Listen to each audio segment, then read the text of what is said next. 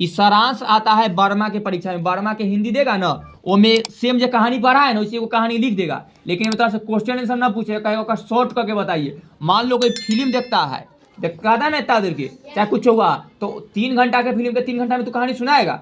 वो शॉर्ट में कितना सुना देगा, वो राजा थी, वो हीरो था, उसको मार दिया, लूट करके ले गया था संपत्ति, कितना जल्दी सुना दिया।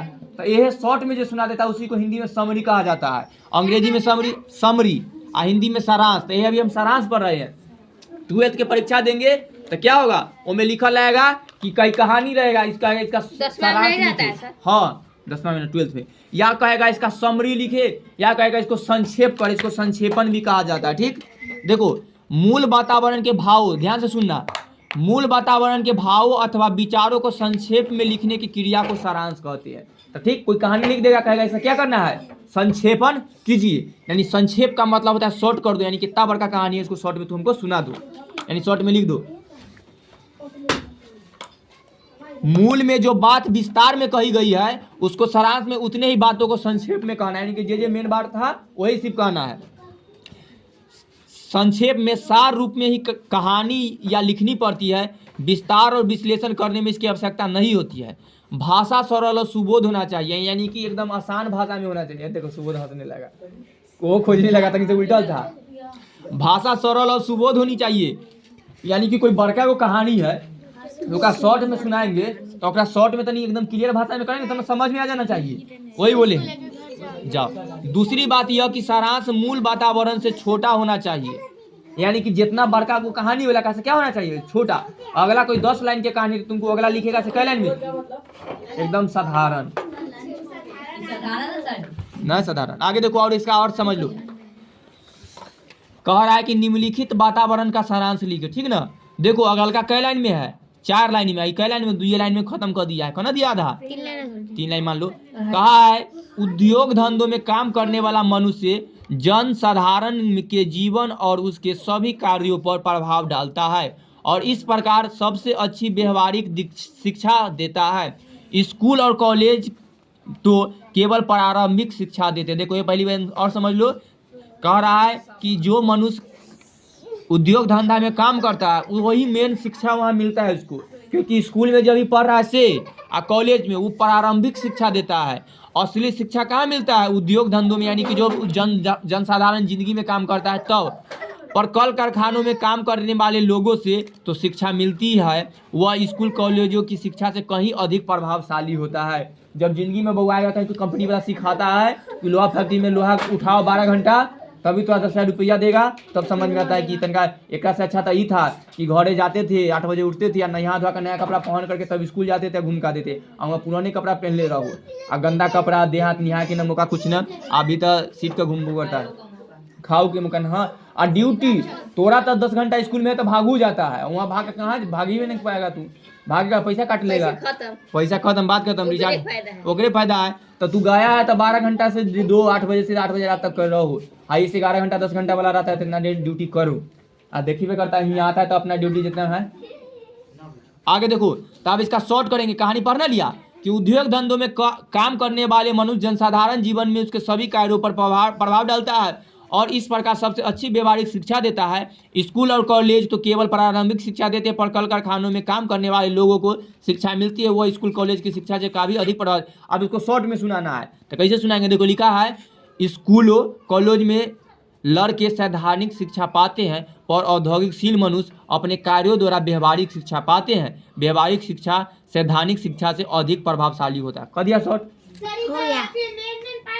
खाली मेन पार्टे बोला है। हाँ यही सारांश संक्षेप का मतलब है कि होता है कि मेन पार्ट को बताओ जो उतना पूरा बात में से हुआ था। ठीक हो गया। अब देखो अगर भावार्थ कोई लिखल रहे और उसको कहे कि भावार्थ लिखे, निम्नलिखित वातावरण का भावार्थ लिखिए, उस संक्षेप वाला खत्म हो गया। भावार्थ में रहेगा सारांश की तरह भावार्थ की भी। देखो कि कोई शब्द लिखल है ना उसका क्या अर्थ है से तुरा से पूछेगा, यानी कि संक्षेप की तरह ही है। तो देखो कह रहा है सारांश की तरह भावार्थ भी मूल वातावरण का छोटा रूप है। सीमा है ना, खाली तनका सा नाम चेंज हुआ तो तनका सा काम चेंज होगा, किंतु भावार्थ लिखने की रीति और सारांश की रीति से तना भिन्न है, यानी कि ओकर लिखे के तरीका है, कर लिखे के तरीका तनका सा अंतर है। ओकरा में मेने लाइन लिखना था। वास्तव में भावार्थ की विधि गागर में सागर भरने की प्रक्रिया है। गागर में सागर भरना यानी तन्नी गो में बहुत चीज धर देना। यहाँ मूल भाव को कोई भी भाव विचार छूटना नहीं चाहिए। विषय को तो बढ़ा चढ़ा करके कहने की प्रक्रिया की आवश्यकता नहीं, पर भावार्थ को भाव में प्राधान्य भी होना चाहिए और इसमें मूल सभी प्रधान और गुण आ जाने चाहिए। भाषा सरल और अपनी होनी चाहिए। सारांश में केवल प्रधान भाव ही रहते हैं, किंतु भावार्थ में छोटे बड़े सभी भाव को समावेश कर देना चाहिए। सच तो यह है कि भावार्थ सारांश का व्याख्या के बीच की चीज है। एक है भावार्थ का अर्थ है भाव को अर्थ को स्पष्ट करे। तो देखो कह रहा है, एगो कहानी लिख दिया है। मूर्ति तैयार हुई, मूर्तिकार उसे बेच बाजार ले गया, पर दुर्भाग्य से वह बिकी नहीं।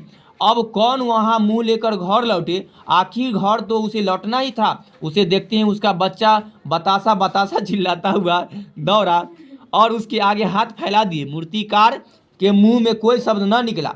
वह बच्चे को अपनी गोद से चिपका कर रोने लगा। वह सोचने लगा, जिसने धनवानों को बनाया, उस जिसने प्रकृति पर अधिकार दिया, जिसने जमीन पर बंटवारा किया, क्या उसकी बुद्धि इतनी छोटी हो गई है कि कुछ लोग फूलों से सेज पर आराम से सोए हुए हैं और कुछ लोग पसीने के रूप में दिन रात खूब खून बहाने पर भी एक मुट्ठी चने तक नहीं पाए जाते हैं।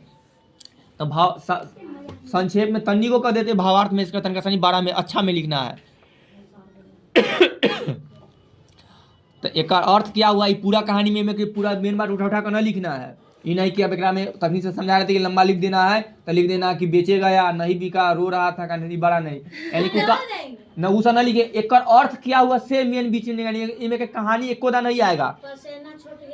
हाँ, एक अर्थ क्या हुआ से कि एक मतलब कि देखो कह रहा है कि गरीब इतना मेहनत करता है फिर भी कमा नहीं पाता है। तो भगवान कैसे बनाए हैं कि कुछ अमीर लोग एकदम फूल के सीज पर दिन रात सुतरे सुतरे उल्टा पड़ रहता है, और गरीब लोग दिन रात कमाता है तो ये भरपेट खाना नहीं खा पाता है।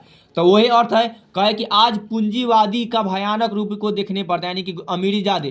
कुछ लोग बिना हाथ पैर डुलाए ही माल पुआ चबाते रहते, यानी कि कम मेहनत करते, बहुत पैसा उसका पास हो जाए, दलाल सब, और सुख का जीवन बिताते हैं। और कुछ लोग इतना मेहनत करते हैं फिर भी भरपेट अन्न नहीं पाते हैं। आज दौलत के बाजार में कला का कोई पूछा जाता है, कला को कोई पूछा नहीं जाता है। उसको कला मतलब उसके पास जो हुनर था, ठीक ना, दियौली बनाना या कोई चीज़ बनाने का, उसको अब कलाकार भूखा मरता है और अपने बच्चे को बतासा भी खरीद कर नहीं दे सकता है। ये उसका जो पूरा कहानी का क्या अर्थ था, ये भावार्थ लिखना था, जिसमें थोड़ा सा दिखाना था। हो गया, खत्म कर दे। एगो